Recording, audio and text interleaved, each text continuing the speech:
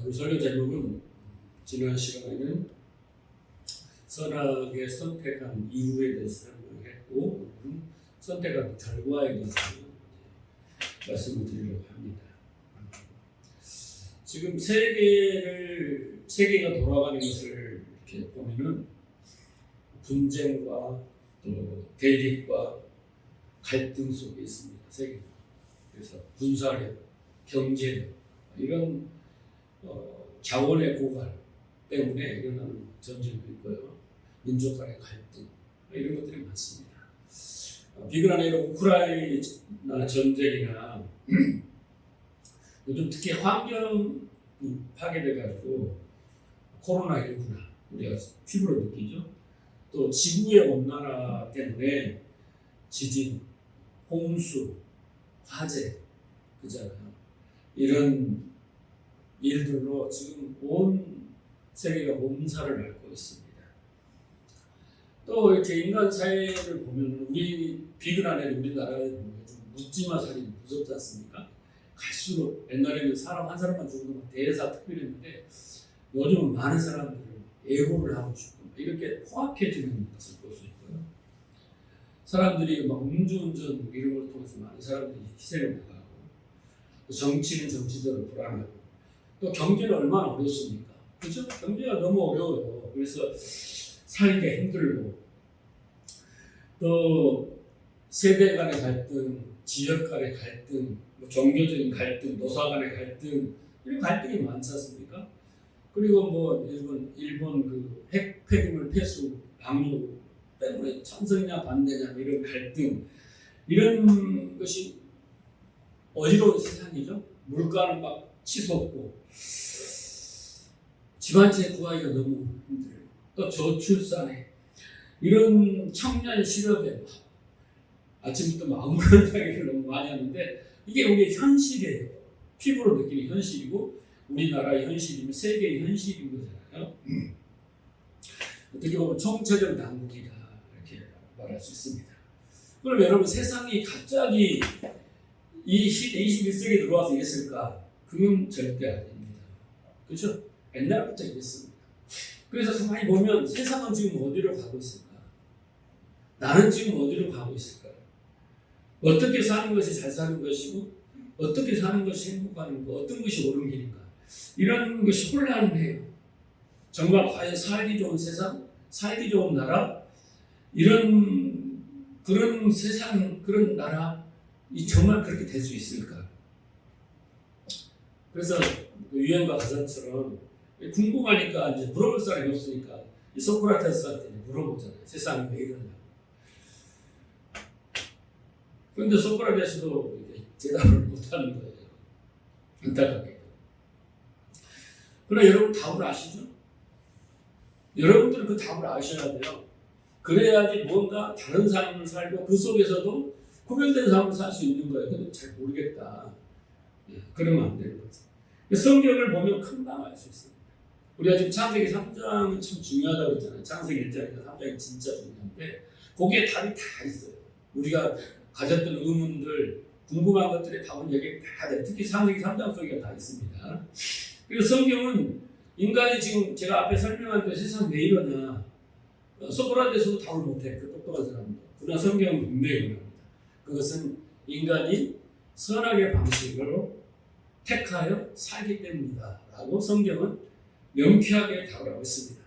다만 사람들이 그렇게 산다는 그 의미를 선악의 방식으로 산다는 의미를 모르기 때문에 궁금할 뿐이지 그것을 깨우치면요 다 이해가 됩니다.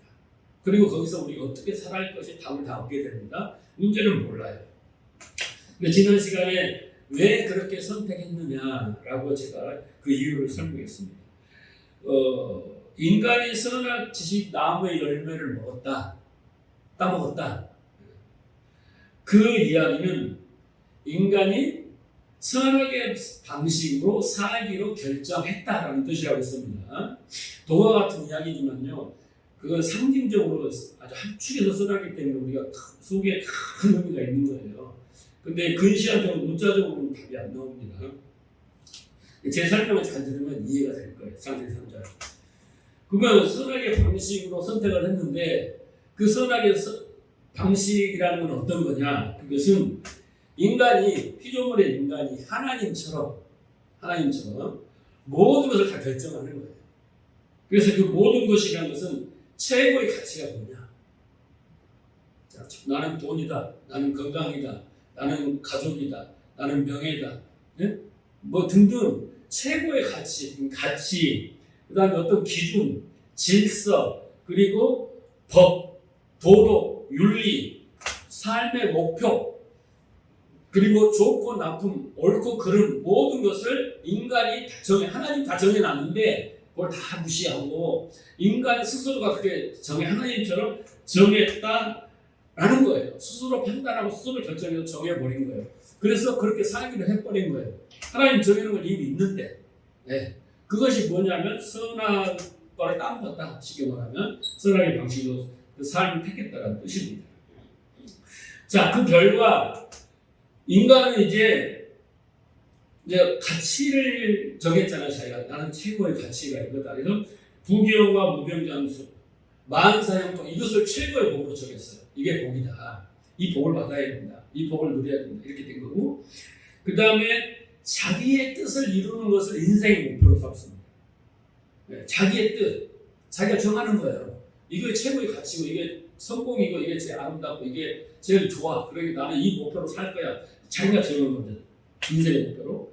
그리고 도덕 윤리를 정해서 나는 이렇게 최고 도덕 윤리적인 사람이 될 거야. 깨끗한 사람이 될 거야. 의로운 사람이 될 거야. 이걸 또 자기의 최고의 가치로 정한 것입니다. 그리고 이제 그렇게 살려면 세상을 살기 위해서는 힘이 없으면 안 돼. 이 약육 강식의 세계에서는 힘을 가져야 된다. 돈도 많이 가져야 되고 권력도 많이 가져야 되고 모든 것을 가져서 이 힘의 원리로 지배하고 다스리고 승리를 해야 된다. 그래서 힘의 원리의 방식을 택했습니다. 이게 세상의 나라입니다. 하나님의 나라의 원리를 보니까 그 반대가 사랑이에요. 근데 여기는 힘으로 이제 살겠다. 그래서 이 힘을 축적하기 위해서 부단히 노력을 한 겁니다. 인간들은. 그리고 결정적인 건 뭐냐면 이렇게 선악의 방식으로 살아도 결코 죽지 않는다. 잘못이 아니다. 불행해지지 않는다라고 생각을 한 것입니다. 그게 인간이 선악과를 따먹었다. 선악의 방식을 택했다는 뜻입니다. 자, 그런데 지난 시간에 뭐라고 했습니까? 인간이 이 선악의 방식을 택한 이유는 세 가지 이유가 있어요. 요약해서 육체의 정욕, 안목의 정욕, 이생의 자랑, 이 정욕을 이것을 이루어주는 방식이 선악의 방식이다라고 믿고 자기 안에 있는 이 인간의 정욕을 채우기 위해서 선악의 방식을 택했다. 지난 시간에 설명이죠? 기억나시죠?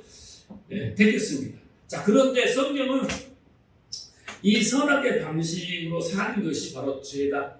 그리고 이게 저주받은 삶이다. 그리고 결국 지옥 간다라고 땅땅땅 규정을 하고 있습니다. 그래서 인간은 이 삶 속에서 빠져나오는 게 구원이에요. 그게 구원받는 겁니다. 그래서 인간은 응애하고 태어난 순간부터 이 방식, 선악의 방식으로 살아가게 돼 있어요. 인간이라는 존재는. 자, 그러면 여기까지 이해하셨죠? 그러면 인간이 이렇게 자신의 정욕을 위해서 선악의 방식으로 택해서 살아갑니다. 그러면 어떤 결과를 초래하는가라는 거예요.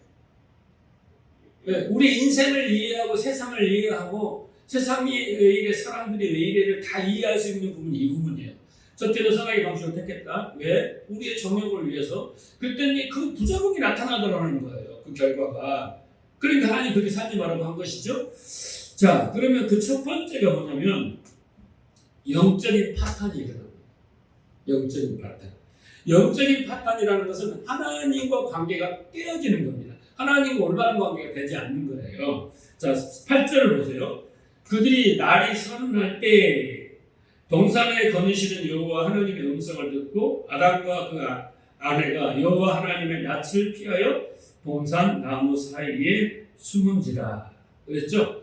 여기서 날이 서늘할 때라는 것은요, 좀 서늘할 때가 어느 때입니까? 석양이라고 생각하지만 원어에 보면 바람이 부는 때라는 겁니다. 루아흐거든요. 루아흐.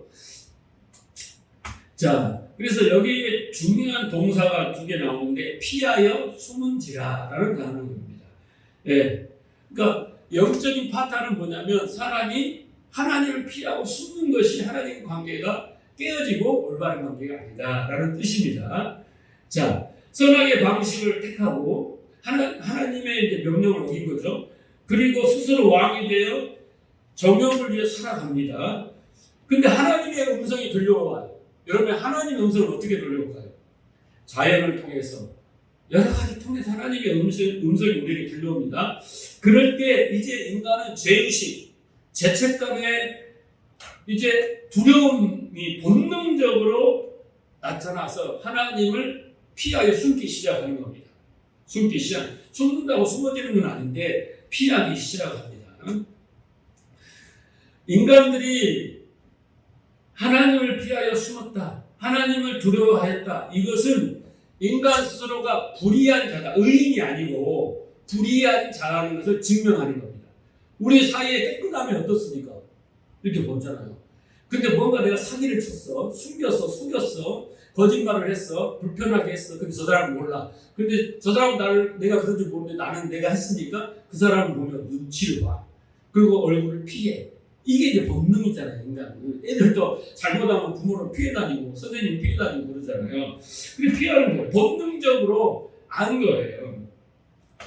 여러분, 의라고 하는 것은 히브리 말로 짜다큰데, 의라고 하는 것은 제가 하나님의 의 설명을 했잖아요. 하나님과 인간 사이, 인간과 인간 사이에는 서로에게 어떤 요구가 있어요. 관계를 이루려면요, 서로의 부부가 어떻게 해야 돼요? 서로 사랑해야 돼요. 그렇잖아요. 서로가 요구가 있단 말이에요. 하나님과 인간 사이에도 하나님의 요구가 있어요. 그 상대가 요구하는 것을 잘 응해주는 거예요. 요구대로 순종하고 요구대로 해주면 올바른 관계가 되는 거예요. 상대가 요구에 내가 성실히 그 수역에서 그 상대가 인정해. 그래, 네가 내 요구를 완전히 충족했어. 이때를 의라고 하는 겁니다. 자, 그런데 원래 인간은 하나님이 지어볼 때 하나님의 요구를 인간이 다 들으면 하나님이 되는 거예요. 그러니까 원래 인간은 하나님의 요구에 성실히 하나님 요구대로 응할 수 있는 능력이 없는 존재가 인간인 거예요. 그렇잖아요? 그렇죠? 하나님 요구대로 다 해주면 하나님이지, 하나님하고 동등하지. 근데 인간이라는 존재는 하나님의 요구에 응할 수 없는 무능력한 존재인 거예요. 그게 인간이에요. 오직 하나님의 보호, 하나님이 주시는 생명을 공급받아야 하나님을 의존하며 살아야 할 존재로 지어졌지, 우리가 하나님처럼 모든 것을 다 할 수 있는 존재로 지어진 게 아닙니다. 그렇죠? 네? 아닌 거예요. 그러니까 인간은 늘 하나님과 동행하며 살면서 하나님의 뜻에 따르고 하나님이 공급하는 생명을 공급받아서 하나님과 올바른 관계로 살아가야 할 존재가 되어야 되는 건데, 그렇게 될 수 있는 것은 신만 할 수 있는 거예요. 그런데 그렇게 되지 않은 존재로 만들어진 거예요. 그래서 하나님이 이제 너희는 이런 존재야, 이게 인간이야 라를 가르쳐주고 나서 이제 그렇게 계속 공급해 주시려고 만든 거예요. 근데 인간들은 착각한 거죠. 자기는 그 하나님의 요구를 다 들을 수 있는 존재라고 착각하게 된 겁니다. 그런데 인간은요, 그렇게 하나님을 떠나서 선악의 방식으로 살아서 그 결과를 보기 전까지는 자기가 능력 있는 존재를 안 거예요. 네, 자기가 신인 줄 안 거예요. 쉽게 말해 하나님인 줄 안 거예요. 그런데 선악의 방식을 택해서 살고 보니까 비로소 자신이 그런 존재가 아니라는 것을 깨닫게 돼요. 그래서 이 불의한 인간은 자동적으로 하나님을 피하기 시작합니다. 하나님이 두렵게 느껴지기 시작하는 겁니다. 여러분, 군대나 조직사회나 마찬가지지만 상관의 명령을 따르지 않으면 더 이상 군인이 아닙니다. 그죠? 명령 불복종. 그래서 잘리거나 쫓겨나는 거예요. 더 이상 여러분, 하나님과 우리 관계에서도 하나님이 요구하는 것에 우리가 응답하지 못하면 우리는 더 이상 관계가 안 되는 거잖아요. 그렇죠? 우리가 선악의 방식으로 살게 되는 순간부터는 하나님과 관계가 깨어지게 되는 것입니다. 그래서 뿌리 뽑힌 나무처럼 영적인 죽음의 상태에 빠지게 되는 거예요. 우리가 영혼과 몸이 이렇게 분리가 되면 죽었다고 그러잖아요. 그렇죠? 그런 것처럼 하나님과 떨어진 인간은 그 영원한 죽음, 곧 지옥 속으로 던져지게 되는 존재가 됐다는 것을 말하고 있습니다. 여러분 병원에 가면 중환자실 특히 가면 산소호흡기만을 의지해서 살아가는 사람들, 생명을 의존하는 사람들 있잖아요. 그러니까 그 중환자는 산소호흡기를 떼면 죽어요. 그 중환자의 생명은 산소호흡기예요. 다른 것도 생명이지만 제일 중요한 것은 산소호흡기가 생명인 거예요. 그렇죠? 그렇지 않습니까? 네. 그래서 이 코와 입에 있는 산소호흡기를 떼는 순간 환자는 죽습니다. 마찬가지로 지난 시간도 공부를 했잖아요. 하나님은 인간의 호흡 같은 존재예요. 그래서 하나님을 표현할 때 영이라고 표현하고 루아흐 푸뉴마라고 했습니다. 호흡, 숨, 생명이라고 한 거예요. 그렇게 상징적으로 표현한 거예요. 하나님은 우리에게 마치 산소호흡기 같은 존재예요. 우리는 죄를 지은 중환자실에 누워있는 환자와 같아. 우리에게 필요한 산소호흡기인데 이 산소를 공급해주는 그 생명과 같은 산소는 하나님이에요. 그러니까 산소호흡기를 뗐어. 하나님 우리에게 떨어져서 그 순간 우리는 죽어있는 거나 마찬가지예요. 영적으로 죽어있는 거예요. 육체가 살아있는 거예요. 그래서 하나님은 인간에게 필수적인 산소와 같은 존재, 숨과 같은 존재, 호흡과 같은 존재라고 해서 히브리 사람들이 루아흐라고 쓴 거예요. 네? 이 헬라어로 푸뉴마라고 쓴 겁니다. 그래서 하나님으로부터 생명을 공급받지 못하거나 하나님을 떠난 인간은 중환자실에 있는 그 산소호흡기를 찾고 있는 환자와 똑같습니다. 떼면은 그 은혜가 차단되면 죽어요. 뿌리 뽑힌 소나무 같이 되는 것입니다. 자, 그런데 보세요. 그래서 하나님을 알지 못하는 사람들은 인생이 아무리 열심히 살아도 늘 허무한 거예요. 공허한 거예요. 고달프고 괴로운 거예요. 여러분, 많은 돈을 안 가져가서 한번 가져보고 싶다 이런 생각 했지 모르지만 돈 많이 가진 사람도 자살해 죽는 이유가 뭐겠어요? 왜 우울하겠어요? 왜 의욕이 없겠어요? 왜 그렇게 사람이 비통하겠어요? 뭐 허무하고 괴롭고 공허한 거예요. 아무리 돈을 많이 가져도. 그래서 아무리 좋은 것을 가져봐도 아무리 높은 것에 올라가 봐도 이내 찾아오는 공허함과 이 허무함은 뭐냐면 영혼의 죽음의 냄새인 거예요. 그게.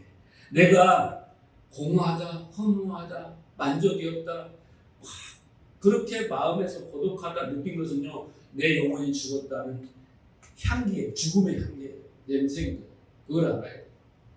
자, 그런데 문제는 인간들이 수천 년 동안 하나님을 피해서 이리 도망 다니고 저리 도망 다니고 다니다 보니까 잊어버렸어요. 자기가 어떤 존재인지를 잊어버린 겁니다. 그래서 어디서 우리가 왔지? 조상들에게 막 배웠는데 아담에게 배웠는데 시간이 갈수록 다 잊어버려가지고 우리가 어디서 왔지? 어디로 가야 되지? 왜 이렇게 공허하지? 이런 것들 다 잊어버린 거예요. 그래서 이제 왜 우리가 선택 없이 이렇게 살아야 되지? 그런 모든 궁극적인 이유들을 다 잊어버렸어요. 그래서 서로 이제 막 이거 이러다 저거 이러다 자충우돌 하는 겁니다. 그러니까 철학이라는 이름으로, 종교라는 이름으로 인간들의 어떤 기원과 인생의 의미를 연구하고, 하지만 현대 철학의 결론은 뭔지 아십니까? 아이돌도 우리는 모른다. 답한 사람이 없어요. 그래서 고대 그 헬라 철학에서는 유명한 말이 있잖아요. 너 자신을 알라. 신전 기둥 밑에가 써져 있어요. 그게 너 자신을 알라. 근데 그걸 해석하지 못해. 근데 누가 해석했어요? 소크라테스가 해석을 했어요. 소크라테스가 한 말이 아니에요. 어떻게 했어요? 너가 너 자신을 모른다는 거예요. 그것을 너는 알아라. 이 말인 거예요. 아무리 해도 너는 너 자신을 모른다. 이게 소크라테스가 해석을 해서 유명해진 겁니다. 그렇게 현대 철학은 답을 못해요. 그 불교에서는 답을 하느냐? 아니에요. 불교에는 이런 이야기예요. 석가모니의 제자가 석가모니에게 묻습니다. 스승님, 우리가 어디서 왔다 어디로 가는 겁니까?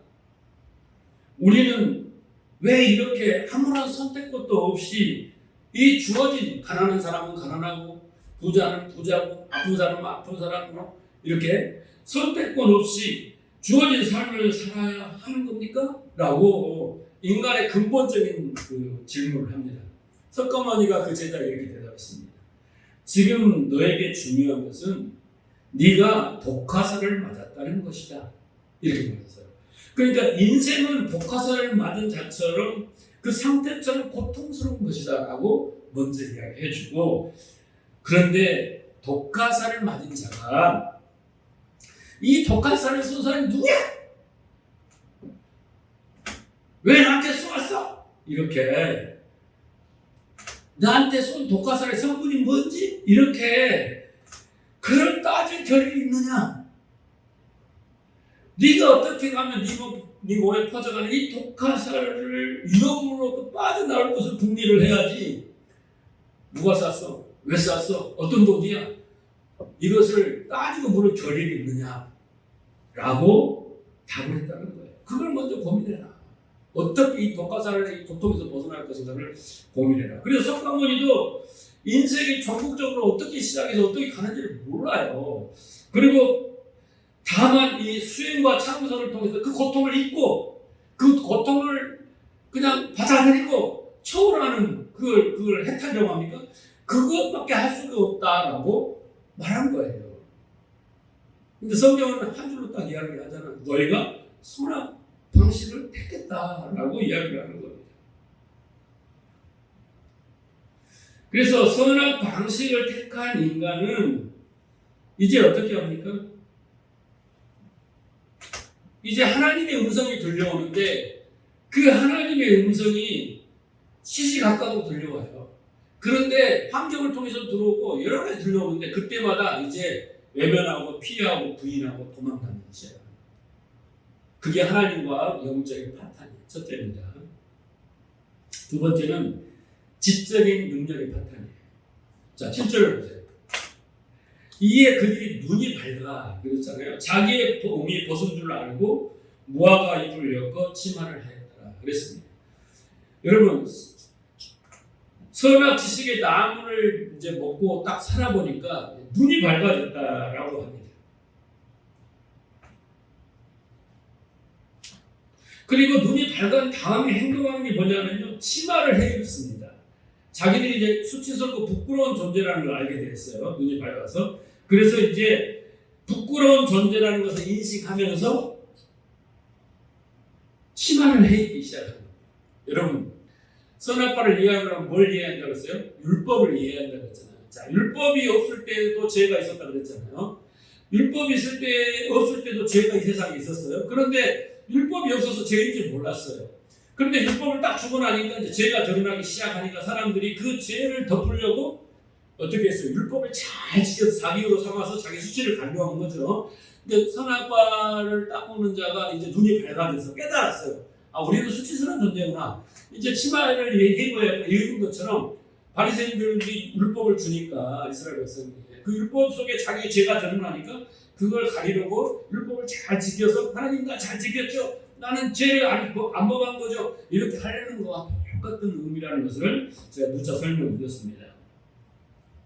자, 그런데 문제는 이것입니다. 하나님은 원래 인간을 벌거벗은 존재로 만드셨어요. 그렇지 않습니까?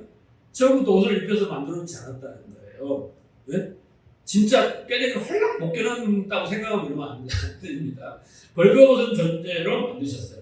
그래서 벌거벗었다라는 것은요, 여러분, 수치스러운 존재라는 것은 부족하다는 존재예요. 하나님이 아니다라는 거예요. 인간은 하나님의 요구에 충족할 수 없는 존재라는 뜻입니다. 그렇죠? 하나님이 될 수 없어요. 그래서 인간은 하나님의 생명과 하나님의 보호와 인도를 받지 않으면 스스로 존재할 수 없는 존재라는 것이 바로 벌거벗었다는 뜻입니다. 그런데 인간은 그것이 수치로 여긴 거예요. 부끄러움을 여긴 거예요. 그래서 하나님 앞에 내가 나가려면 그런 부끄러움을, 하나님이 원래 그렇게 만든 의미를 모른 채 원래는 완전한 존재였는데 약간 우리가 실수를 했기 때문에 그 실수를 모면해서 이 무화과나무로 가리면, 인간의 선한 행위로 가리면 될 거라고 이렇게 착각을 하는 것입니다.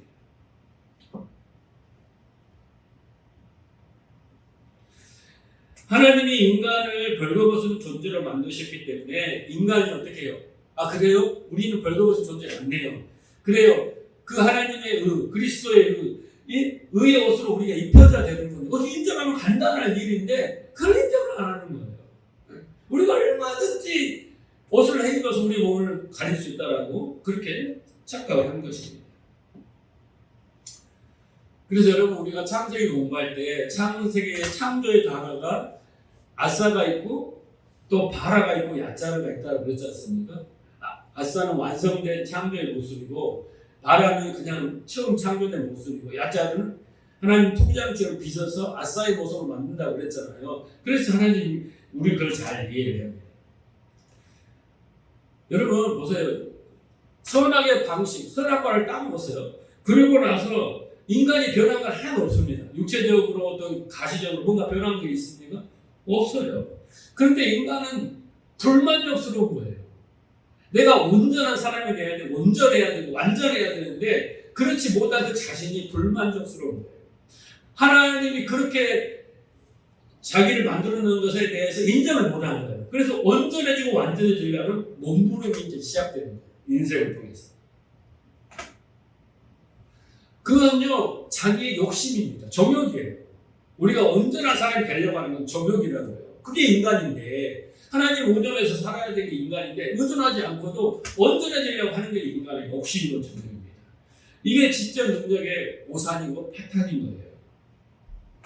그래서 모든 걸 총동원해서 이제 자기의 부끄러움을 가리는데 모든 에너지를 다 쏟는 것입니다. 우리가 부자가 되고 싶은 욕구, 벼슬아치가 되고 싶은 욕구, 좋은 집, 좋은 차, 좋은 명성, 이게 끝없이 추구하는 건 뭐냐면요. 그 자기의 부끄러움을 가리기에 필요한 거예요.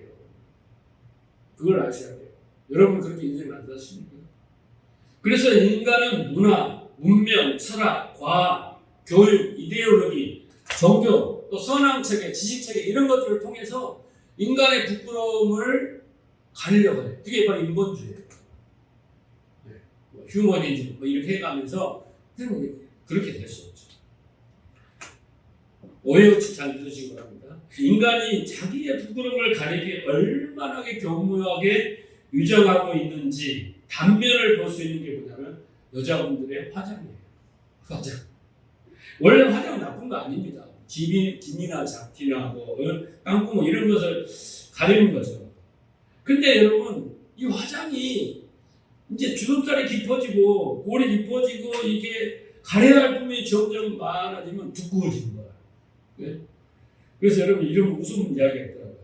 20대에는 화장을 하고 30대에는 치장을 하고 40대에는 분장을 하고 50대에는 변장을 하고 60대는 뭘 하겠어요?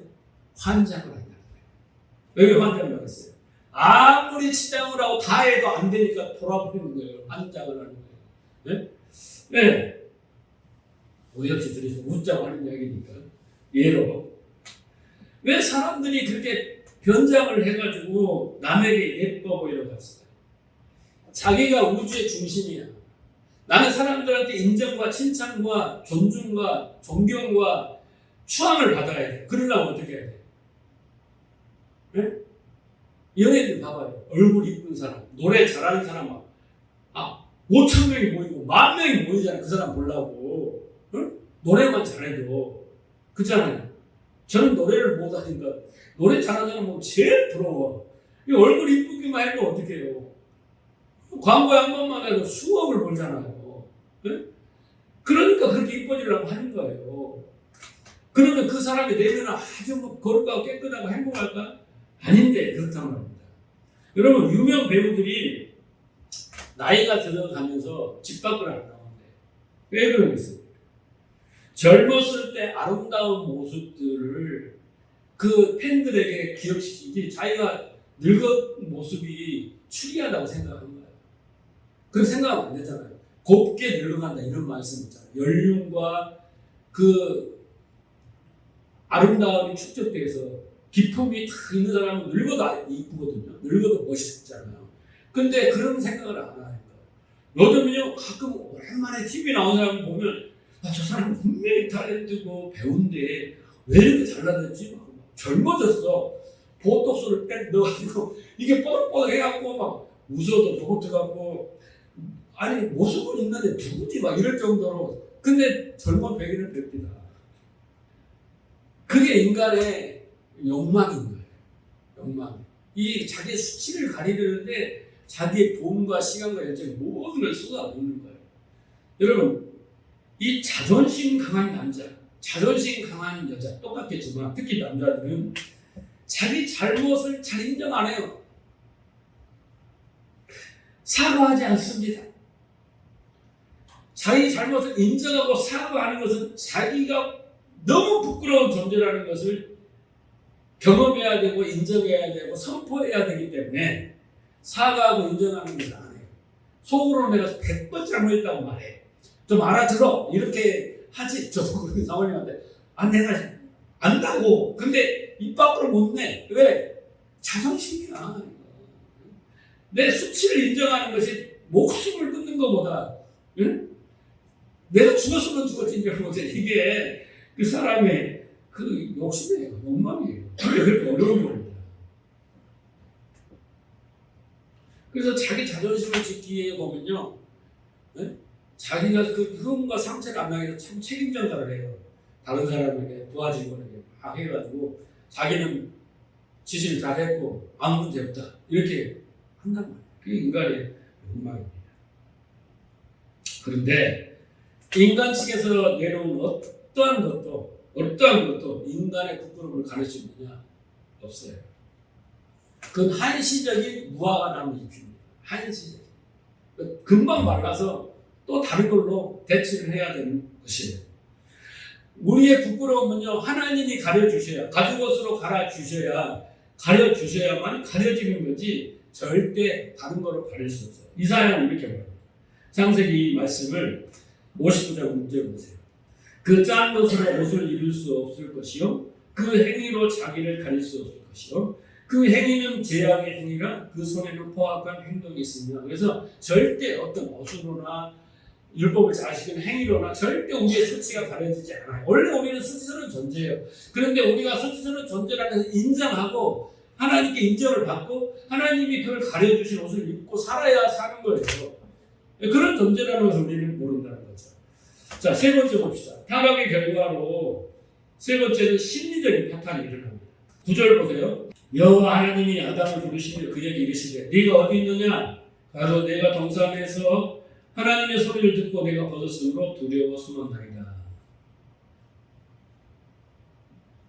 여러분, 하나님과 올바른 관계 속에 있을 때 우리의 마음의 상태는 두려움과 불안이 없어요. 절대. 부모와 자식 간에도 모든 관계 속에서도 잘못이 없으면 절대 피하지 않아요. 낯을 피하지 않습니다. 눈치를 보지 않아요. 두려움이 없어요. 불안이 없습니다. 그런데 하나님을 낯을 피하고 하나님이 선하게 방식으로 살지 말아야 하는데 그 순간 마음속에 두려움이 생긴 거예요. 그리고 그거는 자신을 어떻게 해야 돼요? 보호해야 돼요. 네. 그래서 절대자를 내가 배신했어. 그럼 절대자가 나에게 해코지를 하고 나를 어떻게 할 거에 대한 이제 두려움이 충만해지기 시작한 겁니다. 그래서 괴테는 이런 말을 했어요. 불안은 모든 인간의 가장 밑바닥에 웅크리고 있는 독사다. 그랬습니다. 여러분, 사람들이 왜 전쟁을 합니까? 전쟁을 왜 합니까? 두려움 때문에 합니다. 네. 아니, 여러분, 요즘 북한이 계속해서 미사일 쏘아대잖아요. 뭐 사건만 있을 때마다 막 미사일 계속 쏘아대잖아요. 이건 여러분 마치 어떤 거냐면요, 황소 개구리가 자기보다 큰 어떤 대상이 공격을 하잖아요. 그러면 그걸 방어하기 위해서 두려움 때문에 막 몸을 어떻게 해요? 바람을 막 이렇게 해서 그잖아요. 뱀이 공격한다든가 이럴 때 보면 몸을 막 크게 소리를 내가지고 상대방에게 나는 이렇게 무서운 사람이야 라고 크게 하잖아요. 두려움 때문에. 여러분 매미가 우리 아파트 매미 때문에 소음인데 방송에 들으니까 매미가 왜 그렇게 우냐면요. 그 포식자로부터 공격을 받는데 운대. 그러면 주위에 있는 매미도 칩다고 보는 거예요. 그러니까 그 소리로 방어를 하는 거예요. 그러니까 사람은 두려워지면요. 두려움을 갖게 되면 어떻게 해요? 웅크리게 되고 불안해지면 더 두려움 때문에 공격하기 시작해요. 상대를. 그냥 미리 공격해. 미리 공격해. 살려고. 이것도 오늘 본문의 얘기 보세요. 하나님의 소리를 듣고 그랬습니다. 그러니까 하나님의 소리를 듣지 못하면 벗어나를 몰라요. 그잖아요. 두려움을 못 느껴. 근데 오늘 보면 하나님의 소리를 듣고 그랬습니다. 여러분 인간에게는요 양심이라는 게 있어요. 양심이 뭡니까? 도덕적 가치를 판단하고 옳고 그름, 선과 악을 깨달아 바르게 행하려는 의식, 이걸 양심이라고 하는 거예요. 근데 하나님이 양심이라는 것을 인간의 마음에다 심어놨어요. 기능을 만들어놨단 말이에요. 반응하도록. 네. 그러니까 인간이 왜 죄를 짓고 나면 괴로웁니까? 꿈에 막 악몽을 꾸고 막 견디다 못해 자수하고 막 그러잖아요. 그 양심 때문에 그런 거예요. 그래서 이 양심은 곧 하나님의 음성이에요. 그러니까 하나님이 뭐 영화를 보든 간에 뭐 책을 읽든 간에 누구의 3살짜리가 말을 하든 간에 뭔가를 통해서 말씀하셔요. 자연 마음을 통해서 말씀하십니다. 재해를 통해서도 지진을 통해서 말씀하셔요. 그러면 우리의 양심이 반응합니다. 양심이. 그래서 두려워하는 겁니다. 그래서 하나님이 말씀하실 때 이제 우리는 양심이 작동하면서 두려워하고 불안해하고 그래서 이제 방법을 택하는 겁니다. 하나님 살려주세요가 아니라 도망가는 방법을 택하는 거예요. 피하는 방법을. 그리고 어떻게 해요? 자꾸 이제 뒤로 나오겠지만 변명하고 막 이런 식으로 피해야 돼요. 사람들이 왜 질투하고 시기하고 황당합니까? 나보다 더 똑똑하고 잘나고 그런 사람들이 나타나면요 자기의 위협을 느껴요. 자기 자리를 빼앗겨요. 네? 그러니까 상대를 어떻게든 끌어내리는 방법이 험담하고 시기하고 질투하고 미워하고 공격하고 그러는 거예요. 이렇게 더럽고 추악한 인간의 행위는요 그 하나님을 떠나고 선악의 방식을 택한 그 결과로 나타나는 이야기예요. 그리고 그 두려움 때문에 인간은 그 자기 수치를 가리려고 시도하는 겁니다. 자, 네 번째 보면 사회적 파탄인데 12절 보세요. 창세기 3장 12절. 아담이 가로되 하나님이 주셔서 나와 함께 하신 여자 그가 그 나무 실과를 내게 주므로 내게 먹었나이다. 여호와 하나님이 여자에게 이르시되 네가 어찌하여 이렇게 하였느냐? 여자가 가로되 뱀이 나를 깨어 먹었나이다. 사회적 파탄이라는 것은 뭐냐면 관계의 파탄이에요. 여기에 보면 아담이 하와를 가리켜 그 여자라고 부릅니다. 그 여자. 근데 그 전에는 2장에서는 뭐라고 불렀어요? 내 뼈 중에 뼈요, 살 중에 살이에요. 표현이 달라요. 너는 나의 분신이면 네가 나고 내가 너다. 하나 되는 거잖아요. 근데 이제는 그게 아니에요. 너는 내 뼈도 아니고 살도 아니야. 그 여자예요. 나하고 상관없는 저 여자. 이 표현이거든요. 그래서 선악의 방식을 택하면 자기의 삶이 우선이 되고 자기가 중심이 되고 자기가 우선이 되고 중요하니까 이제 자기의 사람들은 어떻게 해요? 중요하지 않아요. 내가 살고 보고 내가 책임을 면하고 내가 덜 고통스러움 되는 거. 이렇게 관계가 깨집니다. 그래서 사회적 관계의 파탄으로 결국은 다툼과 전쟁과 미움과 시기와 질투와 증오가 생기는 것입니다. 원래 남자와 여자는 한 몸이었잖아요. 그래서 여자라는 단어는 이시하고 남자라는 단어는 히브리 말로 이시입니다. 이시. 네? 성은 달라요. 근데 의미는 같아요. 이시와 이시. 그러니까 결국은 여자는 남자에서 유래되었다 이런 뜻이거든요. 네. 아담의 갈비뼈에서 사람이 나왔는데 그게 여자라는 상징적 의미잖아요. 그런데 한 몸이에요. 근데 이게 이제 선악의 방식을 딱 택하고 보니까 그렇게 한 몸인 사람도 남이 되어버리고 서로 증오하고 미워하고 책임을 전가 이렇게 관계의 파탄이 납니다. 뿐만 아니라 자기 내면과 자기와 내면의 자아와 또 파탄이 납니다. 우리가 요즘 보면 막 정신조현병이니 정신분열증이니 망상증이니 막 이런 거 나오잖아요. 그것은 자기와 자기 속의 사람하고 파탄이 난 거예요. 관계가 깨진 거예요. 자, 다섯 번째는 뭐냐면 육체의 파탄입니다. 19절. 네가 얼굴에 땀을 흘려 식물을 먹고 필경은 흙으로 돌아가리니 그 속에 내가 취함을 얻었으니 너는 흙이니 흙으로 돌아가라. 뭡니까? 네, 육체적 고통 뿐만 아니라 뭐예요? 흙에서 났으니 흙으로 돌아가라. 그렇죠? 여러분, 흙이 생명이 불어넣어야 되잖아요. 생명이 돼야 되잖아요. 근데 원래 모습 흙으로 돌아가요. 지옥 가는 겁니다. 쉽게 말해요. 그게 육체적 파탄입니다. 여섯 번째, 인간의 선악의 방식의 택함으로 이제 마지막 환경의 파탄입니다. 3장 17절. 아담에게 이르시되 네가 내 아내의 말을 듣고 내가 너로 먹지 말라 하는 실과를 먹었은즉 땅은 너로 인하여 저주를 받고 너는 종신토록 수고하여 그 소산을 먹으리라. 땅이 내가 가시덤불과 엉겅퀴를 낼 것이라 너의 먹을 것은 밭의 채소인지. 그래서 환경이 파탄된 것입니다. 땅과 인간의 관계가 깨지는 거예요. 땅이 저주를 받습니다. 땅이 뭘 해요?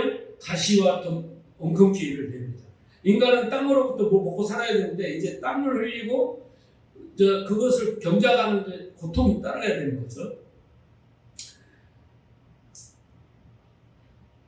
여러분, 세상이 살만하다고 생각하십니까? 돈 있는 사람들은 세상이 살만하다. 돈으로 다 해결되니까. 근데 돈이 많다고 행복하냐? 아닙니다. 우리는 여러분 이제 선악의 방식을 택한 결과가 6가지 파탄이 맞지 않습니까? 자, 그런데 우리는 그 선악의 방식으로 살아가던 사람들이에요. 그렇지 않습니까? 그렇죠? 우리는 하물과 죄로 죽었지 않습니까? 똑같아요. 공중본세를 잡고 세상 풍조를 따랐지 않습니까? 그런 사람들이에요. 자, 근데 우리가 구원을 받았어요. 앞에 것은 여러분들이 다 아는 내용이에요. 그러나 일단 중요한 건 뭐냐면 구원을 받았으면 이 파탄에서 회복이 돼야 되는 거예요. 오늘 메시지는 여기에 있는 겁니다. 그래, 너희 파탄 났으니까 그렇게 살아. 저주받고 살아가 아니라 세상 사람들은 다 그렇게 살다가 지옥 가는 겁니다. 그런데 우리는 거기서 구원받았어요. 그리고 우리는 이제 생각하는 거예요. 천국 가면 되지. 아닙니다. 지금 구원받은 이후부터 우리가 어떻게 사느냐, 어떻게 성도로 사느냐, 그런 세상 속에서 그런 방식으로 살지 않고 그 결과를, 좋은 결과를 누리면서 행복하게 사느냐, 그게 중요한 거예요.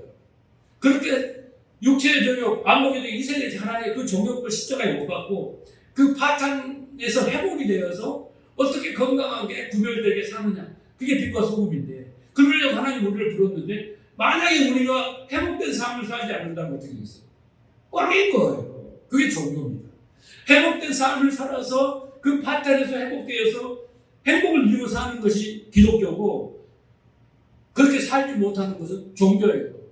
바리새인들하고 똑같은 거예요. 세상 종교하고 똑같은 거예요. 그러니까 내가 교회를 아무리 열심히 다니고 오래 다녔는데 회복된 삶이 없어. 이거 문제가 심각한 거예요. 이제 우리는 구원받은 이후에 점점 파탄의 삶에서 점점 회복된 삶으로 살아야 된다. 회복되어진 만큼, 한순간은 아니겠지만 회복되어진 만큼 우리는 기쁨과 즐거움과 행복과 소망을 가지고 사는 거예요. 남부럽지 않게. 돈이 없어도, 가난해도, 질병이라도. 그게 빛과 소망입니다. 우리의 사명이에요. 자, 첫째, 영적 파탄에서 어떻게 회복됩니까? 하나님과 그 불의한 관계에서 어떻게 의로운 관계가 되냐. 여러분이 하나님과 관계가 회복이 됐다면, 그 영적 파탄에서 회복됐다면, 자, PPT 하나 떨어주세요. 여기 보면 제가 정리를 했습니다. 선악의 방식을 선택한 이유는 뭐냐? 이 세 가지 때문에. 육체의 정욕, 안목의 정욕, 이 세 개의 자랑으로 선악의 방식으로 살면 이거 채워주겠구나, 이렇게 생각합니다. 자, 선악의 방식을 선택한 결과가 뭐냐면 6가지입니다. 영적 파탄에서 환경의 파탄까지 이렇게 설명을 드렸죠. 자, 그러면 회복이 돼야 돼요. 오늘 우리에게 중요한 것은 내가 신앙생활을 한 만큼 회복되었느냐를 점검하고 앞으로 더 회복이 되어 가야지 살만 나는 세상. 내가 신앙생활을 통해서 정말 이 교회에, 예배에, 성경 공부에 이렇게 헌신하고 투자하고 열정을 내고 살 만큼 그걸 통해서 내가 회복돼서 정말 내가 세상에 가서 나는 진짜 예수 믿고 이렇게 행복합니다라고 당당히 말할 수 있느냐. 세상에 나가서 나는 예수 믿는다 말 한마디도 못 꺼내고 있다는 것은 여러분 아직도 가운데 있는 거예요. 자, 그래서 영적인 파탄에서 회복이 된다면 로마서 5장 1절 이렇게 나열했습니다. 그러므로 우리가 믿음으로 오른다 하심을 받았으니 우리 주 예수 그리스도로 말미암아 하나님과 어떻게 해요? 화평을 누리자. 이제 원수에서 샬롬, 화평의 관계가 됐어요. 전쟁이 없어요. 하나님과 나하고는. 또한 그로 말미암아 우리가 믿음으로써 이 은혜에 들어감으로 하나님의 영광을 바라고 즐거워하는 거예요. 하나님을 기뻐하고 즐거워하는 거예요. 그런데 이런 말씀을 들으면 이게 무슨 그냥 듣기 좋은 소리가 아니라 그렇게 하나님을 내가 기뻐하고 즐거워하는가 하거든요. 네? 그게 중요한 거예요. 내가 하나님의 영광을 바라고 하나님을 즐거워하고 네? 하나님과 화목하고 관계가 되는가. 그 사랑의 관계가 되는가. 여러분 잘 점검하셔야 돼요. 두 번째, 지적 능력의 파탄에서 어떻게 회복이냐. 여러분 우리가 벌거벗었다는 것을 깨달았잖아요. 예수님이 벌거벗으심으로 십자가에 돌이켜서 다 지고 갔죠. 다 해결됐죠? 그러면 이제 우리는 어떻게 했냐면요. 그런 정욕을 쫓거나 우리의 수치를 가리는 일에 우리가 동분서주할 필요가 없어요. 우리는 그렇게 하려면요. 에베소 4장 21절. 진리가 예수 안에 있는 것 같이 너희가 참으로 그에게서 듣고 또한 그 안에서 가르침을 받았는데 진리를 가르침을 받아요. 그러면 지적 파탄 능력에서 생각이 바뀌고 모든 게 다 생각이 바뀌어요. 네, 하나님 뜻을 깨닫게 되는 거예요. 그러므로 너희는 유혹의 욕심을 따라 썩어가는 구습을 따르는 옛사람을 버리고 그 율법, 선악 이걸 버리라는 거예요.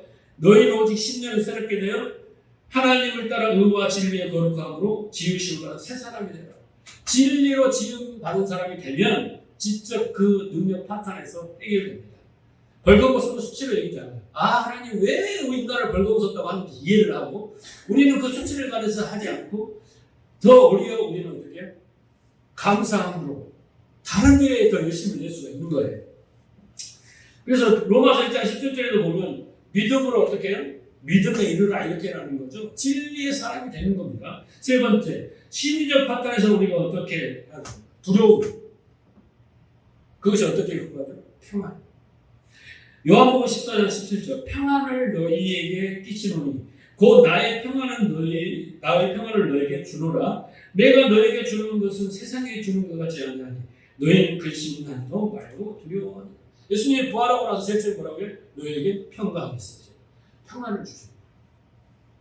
그 평안을 누리면 우리는 두려움과 근심, 걱정이 없어요. 그것 또한 진리를 깨달아보는 것입니다.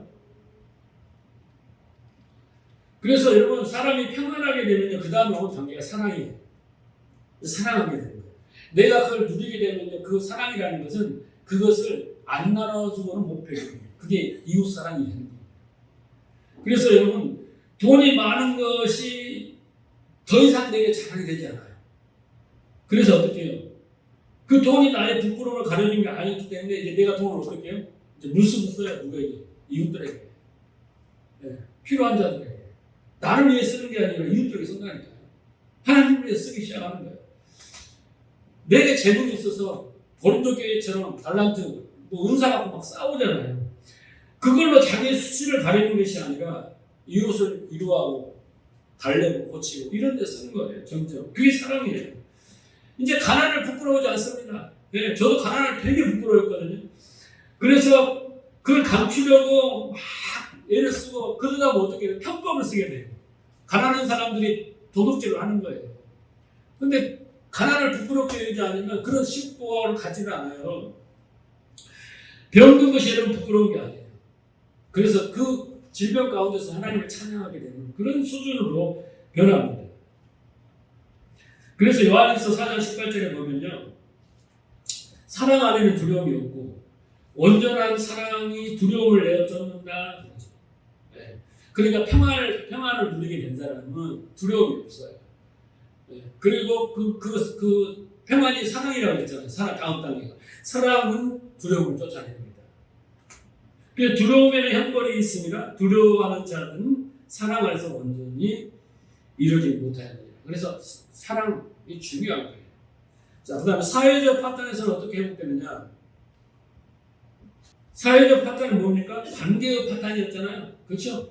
부부가 싸우고, 막 교회가 싸우고, 막 관계가 깨어지는 거예요. 네가 잘했냐, 내가 잘했냐, 너 때문이다. 막 서로 핑계대고, 그렇죠. 그런데 에베소 4장 1절, 에베소 4장 1절, 그러므로 주 안에 갇힌 너희에게 보노니 너희가 부르심을 이루되 합당하게 행하며 모든 겸손과 온유를 하고 오래 참고하고 사랑 가운데서 서로를 용납하고 평안을 맺는 줄로 성령이 하나 되게 하신 것을 힘께 지켜라. 여러분, 성령이 하나 되게 한 건 뭘로 하나 되는 거예요? 진리예요. 하나님도 하나요. 그죠? 믿음도 하나요. 성령도 하나요. 안수도 하나요. 침례도 하나요. 다 하나라고 하잖아요. 그래서 우리가 하나님의 뜻을 다 깨닫으면 다 똑같은 생각을 갖게 됩니다. 다 같은 목표를 갖게 됩니다. 성령이 진리로 하나를 딱 바꾸면 왜 교회가 막 오합지졸이 되고 막 당이 갈라지고 싸우냐면 각자 자기 생각을 갖고 있기 때문에 싸우는 거예요. 근데 그게 통합되려면요 진리를 알면 되는 거예요. 하나님 뜻이 이거다라는 것을 오케이 다 깨달아지면요 하나가 되는 거예요. 그래서 성령이 하나 되게 하신다는 거예요. 우리가 진리를 알면 다 하나 됩니다. 할렐루야. 그러면 관계가 어떻게 했어요? 하나가 됩니다. 하나. 자, 육체적 파탄에서는 어떻게 회복됩니까? 계시록 20장 66절. 이에 첫째 부활에 참여한 자는 복이 있고, 여러분은 첫째 부활에 참여한 자인 거죠? 구원받은 자들은 첫째 부활에 참여한 자는 복이 있고, 거룩하도다. 둘째 사망이 그를 다스릴 권세가 없고, 도리어 그들이 하나님과 그리스도의 세상인데 천년 동안 그리스도로 왕하는. 둘째 사망은 뭐예요? 지옥 가는 거예요. 육체적 그 파탄에서 해결되는 겁니다. 자, 마지막 환경적 파탄에서는 어떻게 해야 됩니까?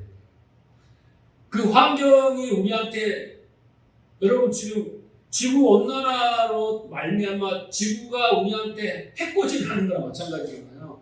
빙하가 녹고 그래서 홍수가 나고 그죠?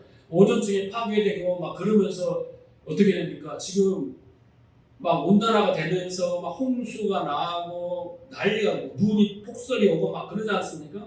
막 너무 가뭄이 들어가고 불이 나오는 것은 다 그런 것이 이게 지구 온난화의 원인입니다. 환경 파괴의 원인이에요. 근데 예수님이 딱 오셔서 바다를 잠잠하라 다 이렇게 하시잖아요. 그 자연을 제어하고 통제하시는 겁니다. 하나님 뜻 안에서. 그래서 이제 환경도 하늘과 땅이 통합되는 것처럼 환경도 이제 통합됩니다. 자, 이사야 11장에 보면 이사야는 이렇게 말했습니다. 6절에 그때에는 이리가 어린 양과 함께 살며 표범이 새끼와 여우서와 함께 누우며 송아지와 새끼 사자와 살진 짐승이 함께 풀을 뜯고 여러분 짐승들이 왜 서로 잡아먹냐면요 먹을 게 없어요. 그죠? 공격. 근데 먹을 게 너무 많아요. 풀을 뜯고 그랬잖아요. 이제는 육식을 안 해. 초식만 하고 그냥 먹고 살아도 상대를 공격하지 않아. 근데 이게 세상이 갈수록 각박해지고 먹을 게 적으니까 서로 차지하고 싸우는 거예요. 동물도 사람도. 이제 그런 세상이 온다는 거예요. 어린아이가 그들을 이끌고 다니며 암소와 곰이 서로 거짓되며 그것들이 새끼와 함께 누우며 사자가 소처럼 풀을 먹는다. 이런 세상이 온다는 거예요. 네? 여러분 처음에 어떤 세상이었습니까? 처음에 먹을 것이 풀, 씨, 과실 이런 것밖에 없었잖아요. 근데 노아 시대 때는 먹을 게 없어. 비가 오고 나서 다 적어야 되잖아요. 없어. 그러니까 하나님이 이제 식량 부족하니까 고기를 먹으라고 그때부터 피채 먹지 말고 고기를 먹으라고 먹었잖아요. 그렇죠? 그런데 그런 세상이 온다는 거예요. 사자가 소처럼 풀을 먹고 어린아이들이 독사의 구멍에 곁에서 장난을 하고 괜히 안 물어. 그때 아이가 살무사의 불에 손을 넣는다. 에? 여러분 신기하죠? 나의 거룩한 세상 모든 곳에서 서로 해치거나 파괴한 일이 없었다. 물이 바다를 덮은 듯 주님이 아는 지식이 온 땅에 가득하다. 결론이에요. 물이 바다를 덮은 듯. 바다는 흉흉하다고 그랬잖아요. 세상이라고 했잖아요. 근데 물이 바다, 하늘에 궁창에 쏟아진 진리가 바다를 덮어요. 그런 것처럼 주님을 아는 지식이 온 땅을 덮어요. 하나님 아는 게 영생이잖아요. 그런 세상에 오고 진리가 가득한 세상에 오면은 환경도 다 회복이 돼요. 그런 세상, 그런 내 안에서 그런 세상이 와야 돼요. 물이 바다를 덮은 것 같이. 주님을 아는 지식이 나의 그 흉흉한 바다를 덮어버리면 여러분 얼마나 행복하겠습니까?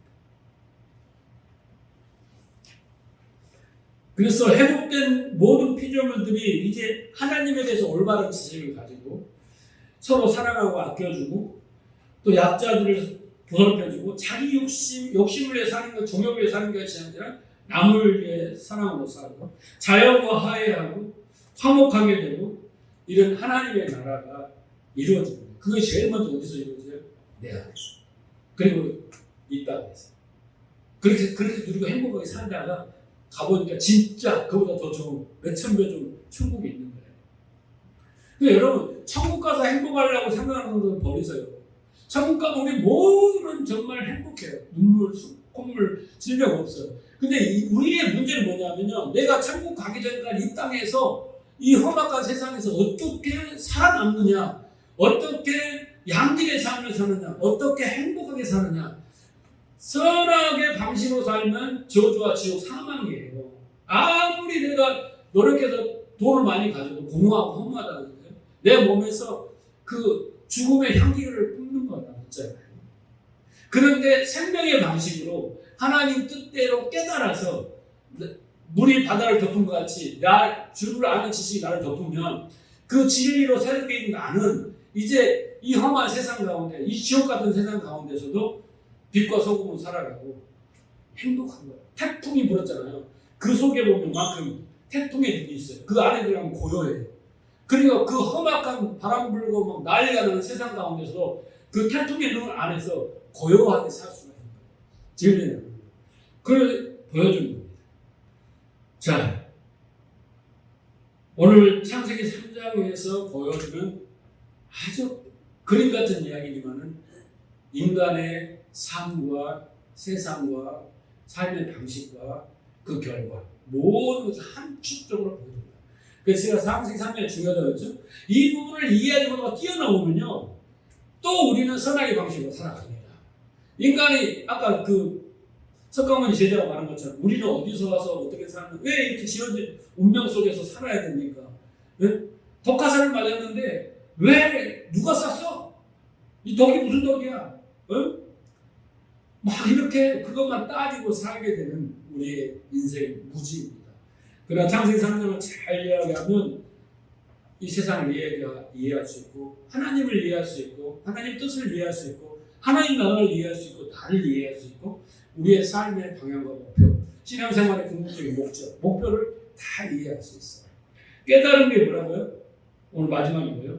물이 바다를 덮은 같이 주를 아는 지식이 주님을 아는 지식이 나에게 가득하여지게 진리로 지으신 받은 새 사람이 되기를 소망하시고 늘 진리를 사모하시며 이 땅에 남은 여생을 여러분 행복하게 사세요. 하루하루가 즐겁게 사세요. 세상 사람들은 환경은 똑같습니다. 질병 당하죠, 고난 당하죠, 사고 당하죠, 네? 여러 가지 일을 당하지만 그 가운데서도 하나님 뜻을 잘 분별하면서 그 뜻을 따라서 믿음으로 사는 것, 그 삶이 승리의 삶이고 행복한 삶입니다. 잘 깨달음을 갖는 여러분 되시고 승리하고 또 그런 것을 전하며 이웃을 사랑하는 여러분 되시길 축복합니다.